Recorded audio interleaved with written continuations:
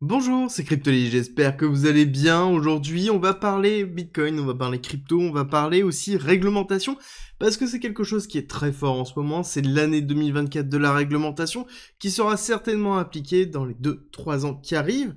C'est aux USA, mais aussi en Europe.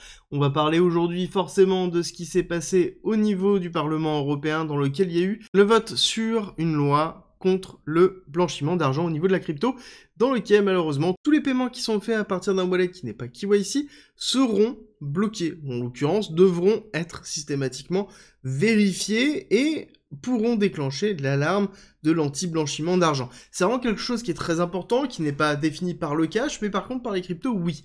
Et ce qui est intéressant de voir, c'est que à la base, la demande originelle était d'avoir un cap de 1000 euros. Pourquoi un cap de 1000 euros? C'est pas tant la somme, c'est surtout la gestion de l'obligation par les différentes plateformes. Imaginez-vous bien que chaque transaction, quelques centimes que ce soit, devra être enregistrée et stockée pour X années par l'exchange en question, de façon à pouvoir valider si jamais il y a une problématique à un moment donné de blanchiment d'argent.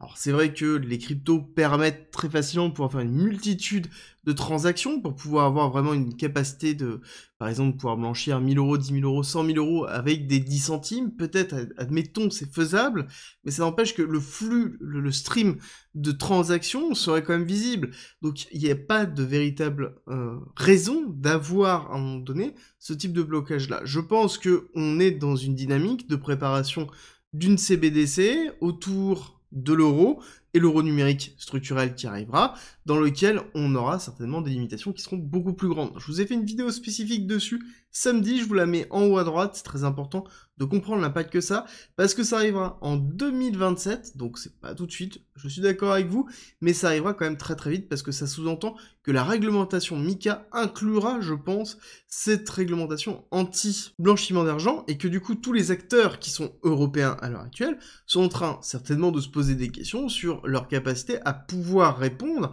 à cette partie de compliance, parce que ça va être une partie de compliance qui va être vraiment très très compliquée à gérer. À côté, la partie réglementation aux USA continue fortement. On a vu qu'il y avait le stablecoin Act qui était en train de bouger très vite. Je pense que d'ici avant l'été, avant juin, on aura certainement plus d'informations de ce côté-là. Donc ça bouge très vite. Mais il n'y a pas que ça. Il y a toutes les agences fédérales, par exemple la SEC, qui sont en train de mettre en place leur budget pour 2025 et qui définissent qu'ils vont certainement devoir taper sérieusement sur tout ce qui est crypto, et c'est ce qui leur coûte le plus cher actuellement. En tout cas, c'est ce qui est défini de cette façon-là pour pouvoir défendre un budget beaucoup plus important et pouvoir avancer dans une partie réglementaire. Clairement, on sait que la crypto va devoir passer par une phase de réglementation. Je vous ai fait encore une fois une vidéo samedi dessus, je vous invite à regarder. Mais je pense qu'on va avoir vraiment dans les 3, 4, 5, 6 mois maximum une partie réglementation qui va faire vraiment très mal et qui permettra peut-être à terme d'avoir un cadre juridique suffisamment fort pour éviter toutes les dérives que l'on peut voir soit sur le marché crypto ou les dérives de tentatives de réglementation que l'on pourrait voir par la SEC depuis déjà un certain temps.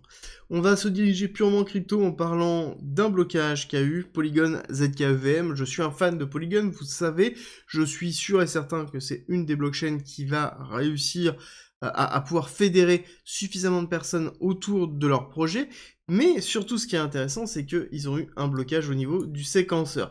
Et là, ça amène en fait à une discussion que peu de personnes savent, c'est que la majorité des Layer 2 actuellement d'Ethereum reposent sur un séquenceur. Un séquenceur, c'est quoi? C'est ce qui va permettre d'avoir la validation et la mise en place de la transaction au moment du roll-up, au moment où tout va être inscrit sur Ethereum. C'est le principe d'une Layer 2, c'est quelque chose qui se place au-dessus d'Ethereum, qui va faire toutes les transactions, et ensuite qui va inscrire le résultat sur Ethereum. Et donc ça, c'est un séquenceur. Le souci, c'est que nous avons une grosse centralisation sur toutes les Layer 2 au niveau des séquenceurs, parce que ça coûte très cher, c'est compliqué de mettre en place un séquenceur, et chaque Layer 2 a un séquenceur, certains en ont 2, 3, mais ça avance petit à petit la décentralisation des séquenceurs. Et tant que ce n'est pas réglé, on peut avoir des blocages comme on a pu avoir, où ils ont dû redémarrer entièrement la blockchain pour pouvoir repartir, et ça a été le cas de Polygon, mais je pense que ça peut arriver sur beaucoup de blockchains à l'heure actuelle, parce que nous avons qu'un seul séquenceur. Et encore une fois, ça mettra du temps à avoir cette décentralisation, mais ça va être essentiel pour pouvoir avoir réellement un écosystème Ethereum scalable et décentralisé. Actuellement, on l'a surtout scalable grâce au Layer 2, mais décentralisé, dès qu'on passe sur le Layer 2, c'est pas le cas du tout, donc il faut en prendre conscience et savoir ce qui se passe exactement. À côté, nous avons les nouvelles économiques qui vont arriver. Le moment très fort, c'est jeudi, PIB, validation du T4, 3,2. Je pense qu'on devrait pas être loin et ça va être vraiment l'élément très important. En dehors de ça, ça va être une semaine qui va être plutôt relâche, hein, étant donné que vendredi, ça va être un jour férié très important aux USA. Donc on va avoir une forme de respiration et un week-end qui risque d'être relativement long. Par contre, la grosse nouvelle que l'on a eue, c'est le discours de Jérôme Powell dans lequel on a une volonté de soutenir l'emploi. Ça y est, en fait, on a logo. Voilà, clairement, je pense qu'on pourrait dire qu'on a logo. Actuellement, on a vraiment une détermination de la Fed de pouvoir modifier directement les taux parce que il y a une problématique au niveau de l'emploi aux USA et qu'ils ont une volonté de préserver ça. On va le voir dans quelques instants.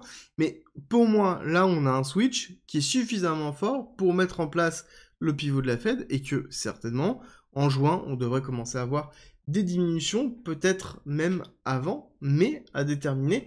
Donc les prévisions que j'avais de mon côté, plutôt juin-septembre, seraient totalement fausses à ce moment-là, parce que, justement, on a une problématique au niveau des emplois, on va en discuter dans quelques instants. Mais forcément, quand on regarde ici le SPX, donc c'est-à-dire le SP500 qui représente les 500 plus grosses sociétés des USA, on voit qu'on est très bien, chaque barre est égale à un trimestre, on voit qu'on est en train de clôturer un des plus gros trimestres suite à cette cassure baissière que l'on a vue, mais on est plutôt très bien reparti. Quand on regarde justement l'impact de la crise par rapport à ce qu'on a pu connaître ici dans les années 2000 ou dans les années 2007, on voit qu'on s'en est plutôt très bien sorti et que, en fait, on n'a absolument pas cassé une tendance qui est forte haussière. Donc l'économie américaine se porte bien, se porte très bien grâce à l'intelligence artificielle. Quand on regarde un peu plus près, on voit bien qu'on a eu une très bonne semaine.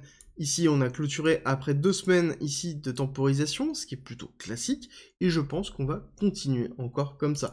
Quand on regarde encore plus, on va regarder le MSCI World. MSCI World, qui est donc mondial, alors, qui est quand même surreprésenté au niveau de l'Europe et des USA, on voit qu'on a une hyper accélération depuis novembre 2023. Enfin voilà, on a en fait ici la mise en place d'une réaccumulation de week-off, ici retest, rupture, qui assure accélération.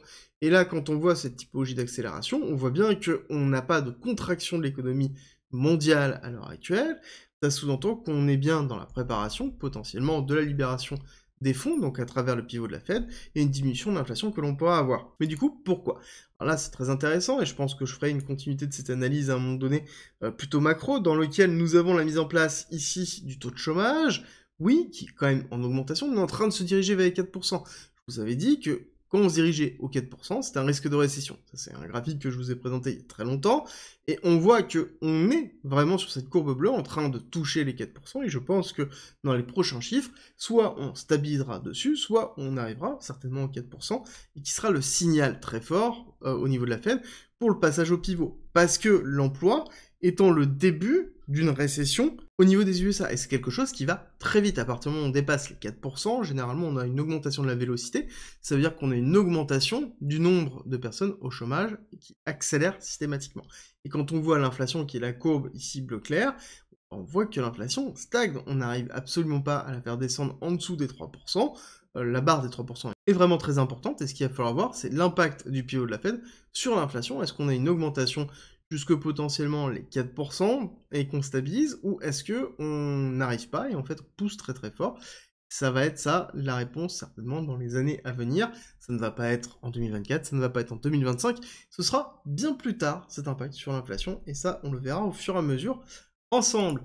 Au niveau du BTC, on voit qu'on est vraiment toujours dans cette phase de stabilisation, on a un petit regain haussier sur ce début de semaine, on va le voir tout à l'heure, ce qui est plutôt positif, mais ce qui est vraiment important à voir, c'est qu'on est quand même encore une fois très loin de ce qu'on a pu connaître dans des phases haussières. Quand on regarde la volatilité, on a eu, oui, de la volatilité sur cette accélération haussière au niveau du BTC, mais ça reste encore une fois très faible. Quand on regarde ici les breakouts que l'on a pu avoir, on voit qu'on est dans les premières phases de breakout, ok, mais il nous manque clairement ici la deuxième phase d'accélération au niveau de la volatilité qui correspond à l'accélération réelle après rupture de l'ATH du Bitcoin pour lequel on aurait après vraiment une hypervalorisation du Bitcoin. Mais on est encore une fois très loin. Quand on regarde, on devrait être dans ces zones-là, dans les 18, dans les 20. À partir du moment où on sera dans cette zone-là, on pourra se dire que oui, on a eu vraiment la phase d'hyper-expansion. Là, actuellement, ce n'est pas le cas. C'est pour ça qu'on prend un petit peu de recul sur ce qui est en train de se passer, parce que pour moi, c'est important de prendre du recul, parce que oui, nous sommes juste en train de retravailler l'ATH, qui est une zone très importante. On a fait une rupture, on prépare le halving avec un ATH qui a été pris en amont, et donc forcément, ça veut dire qu'on c'est plutôt positif. Et d'ailleurs, si on regarde le Total Market Cap 3, on voit qu'on est plutôt positif, même beaucoup plus positif que BTC. Parce que oui, on n'a pas pris le total, on n'a pas pris en tout cas l'ATH, c'est sûr. On n'a pas eu encore une vague de retracement suffisamment fort au niveau des altcoins sur cette prise d'ATH du BTC, donc on n'a pas eu d'accélération réelle.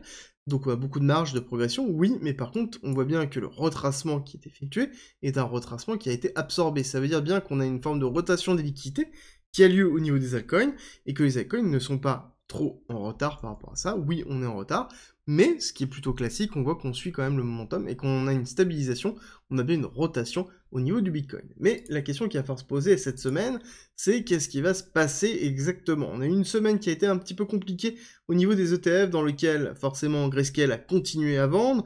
Alors je rappelle que Grayscale est un fonds qui a été créé sur le précédent cycle, mais qui n'était pas un ETF, qui était un fonds d'investissement. C'est-à-dire que les personnes pouvaient acheter du Grayscale Capital, mais ne pouvaient pas vendre leur part. Depuis qu'ils sont passés en ETF, ils peuvent vendre leur part. Il faut savoir que on avait quand même 600 000 BTC qui étaient bloqués. Le cas, si on descend, on voit bien qu'on est passé ici de 616 000 BTC à maintenant 351 000. C'est-à-dire depuis le passage en ETF, on a divisé par 2 le nombre de BTC présents dans le Grayscale Capital, et je pense qu'on continuera à vendre pendant encore un certain temps, tant qu'on sera dans cette phase haussière, parce que forcément les personnes sortent de Grayscale Capital, ça coûte très cher, on voit qu'on a des frais à 1,5, il n'y a aucun intérêt à garder en fait ces bitcoins directement sur Grayscale Capital, avec des frais de 1,5, donc forcément les personnes sortent.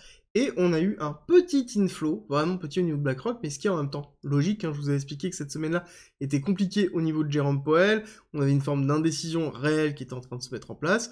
Je pense qu'on devrait avoir une semaine qui devrait être beaucoup plus agressive au niveau des achats, et c'est ce que l'on attend dans tous les cas. Par contre, on aura toujours la baisse au niveau de Grayscale Capital, et qui est un petit peu le boulet que l'on traîne, et je pense qu'on mettra peut-être encore un mois et demi avant de drainer vraiment tous ceux qui veulent sortir de Grayscale Capital. Quand on regarde la sortie qu'il y a pu avoir sur, allez, on va dire, là on est quasiment fin mars, on va regarder début mars un petit peu, on va remonter un petit peu février, on était à 445 000 bitcoins au niveau de Grayscale Capital, maintenant on est à 351, bon, voilà, on perd à peu près tous les mois 110K de bitcoin, donc forcément, pour moi, on va être sur un mois et demi avant d'avoir tous ceux qui veulent partir seront partis, et potentiellement rester avec un Grayscale Capital qui serait dans les alentours de 150 000 bitcoins, ça me paraîtrait tout à fait cohérent pour la suite.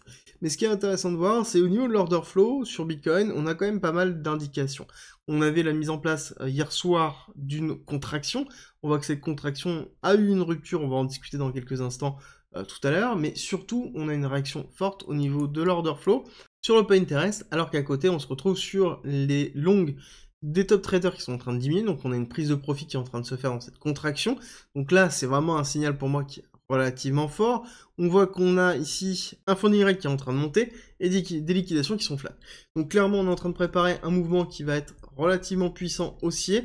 Il va falloir suivre ça, surtout qu'on a des clusters de liquidation qui sont dans les alentours de 70 000, très très fort dans 74 000, mais on voit qu'on est en train de construire très fortement au niveau de 60 000. D'accord? Concrètement, ça veut dire quoi court terme? Si on regarde BTC, ça veut dire qu'on est en train de travailler ici la mise en place d'une compression de liquidité encore une fois. On l'a bien vu que dans le cluster de liquidation, on a beaucoup de liquidité dans cette partie-là, de la liquidité au niveau du top, ok, et de la liquidité qui se trouve là. Très clairement, ce qui va se passer, c'est qu'on va avoir soit encore une fois une mise en place d'une temporisation avec une continuité de la contraction de liquidité, soit un mouvement très fort pour moi dans un premier temps d'aller chercher les 70 000, pour ensuite aller casser le momentum pour aller retester les parties basses, donc dans les 60 000, d'accord? C'est un petit peu la vision court terme que j'ai. L'autre possibilité serait de la mise en place d'un short squeeze très puissant pour aller chercher les 70 et les 74, donc une vision beaucoup plus bullish, mais ça me semble compliqué en l'état, parce que nous avons cette phase de temporisation, de respiration, et ça va dépendre de l'impact réel des ETF et de l'inflow, et ça on le verra.